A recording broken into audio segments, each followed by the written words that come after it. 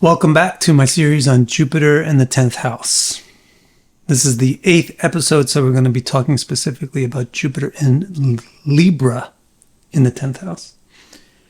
And to illustrate this, we will use the birth chart of Swami Vivekananda.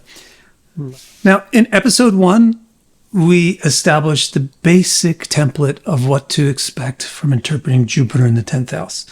You can go watch that or rewatch it or whatever, but for now, suffice to say, the summary is Jupiter in the 10th house signifies being sage-like, being transparent, and being famous.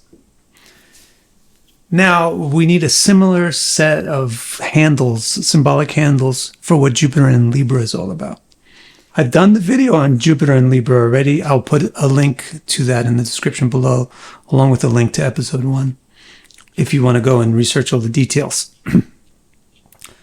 But for our purposes, it'll be enough to just summarize it as follows. Jupiter in Libra is learned, unselfish, fair, and successful.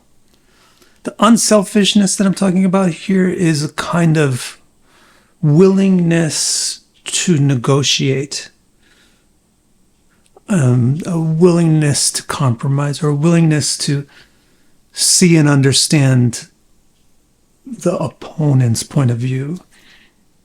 And the fairness here has to do with really valuing equality and justice.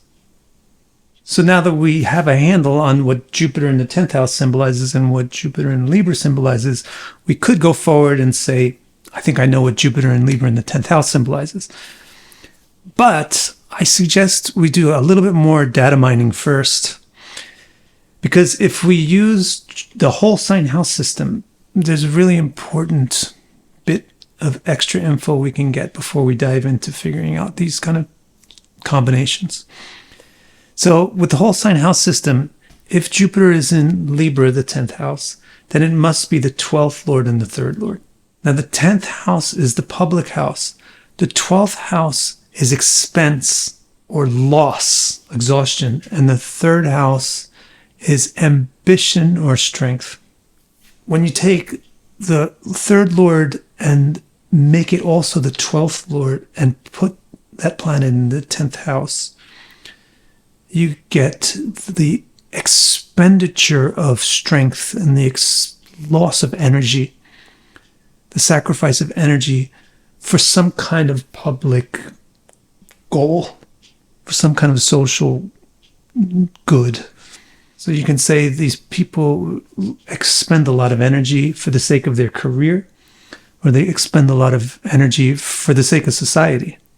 With these 3 symbolic sets, we can analyze very well what Jupiter in Libra really represents when it's in the 10th house.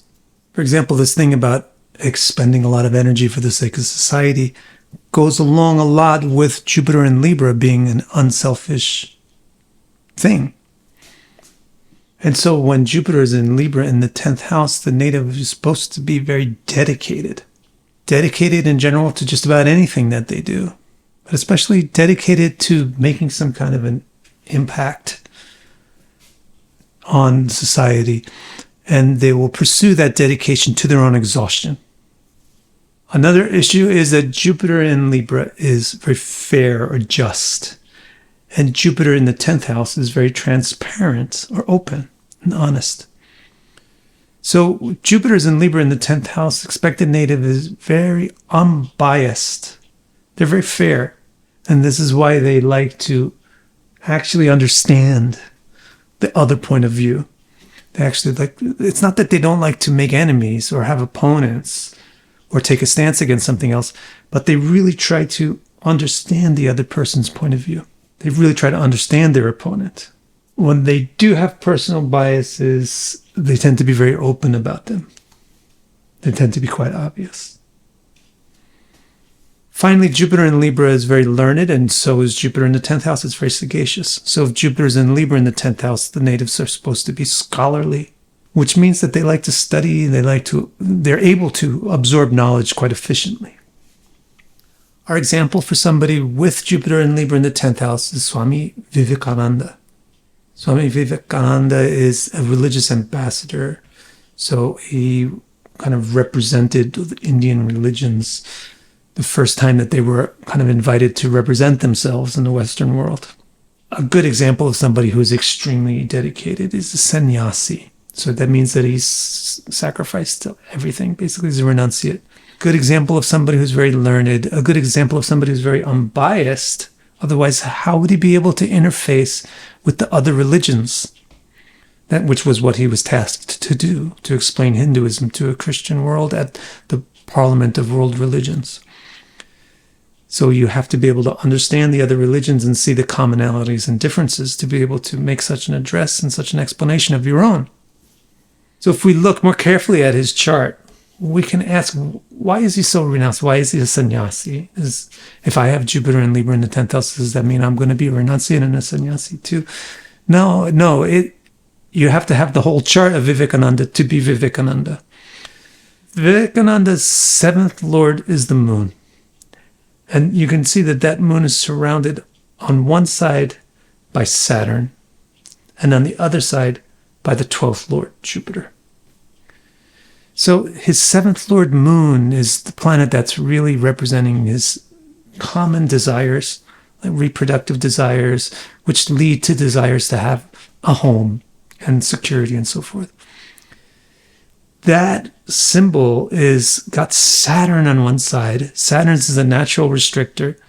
It has Jupiter, the moralizer, on the other side, but that Jupiter isn't just Jupiter, it's the 12th lord, which is like Saturn flavor. So that's really signifying the reduction of his personal ambitions, personal desires. Furthermore, that combination of his moon surrounded by the 12th lord and Saturn is aspected exactly by Mars, from domicile in the 4th house. Mars is the planet of independence and non-marriage. And it's in the 4th house, the house of family, in its own sign, very strong. So it's really reducing his need to participate in worldly things. Furthermore, even his Venus is in Capricorn, which is a very cold sign. And it's combust. Vivekananda was also very successful. He was invited to speak at the Parliament of World Religions, and his name is remembered to this day. So why is it that he's so successful? His 1st and his 10th houses exchange, and his 1st lord in that exchange is exalted. So that's making a Raja Yoga by exchanging a trine house with an angle house and exalting the 1st lord in that Raja Yoga. It's very significant. So now you see how the conditions of an individual's chart modify and fine-tune the basic expectations of something like Jupiter and Libra in the 10th house. And how that in turn is a modification and a refinement of an even more basic expectation of things like, what does Jupiter in the 10th represent? If you want to understand the whole context of your chart, the soil in which your interpretive seeds grow, then visit my website, vicdekara.com, and click Readings. My complete chart report explains each and every nook and cranny of your chart and will keep you occupied in self-discovery for years. I also have 2 groundbreaking new reports. The first of these, Your Nakshatra, organizes your active nakshatras in order of their importance to you and presents the fundamental interpretations for the planets that occupy them. And the newest report, Star Strength, uses a system called Tarabala to unfold 90 interpretations of the nuanced relationships between all the planets in your chart, which paints a rich and detailed picture of how your various strengths cooperate or compete with each other.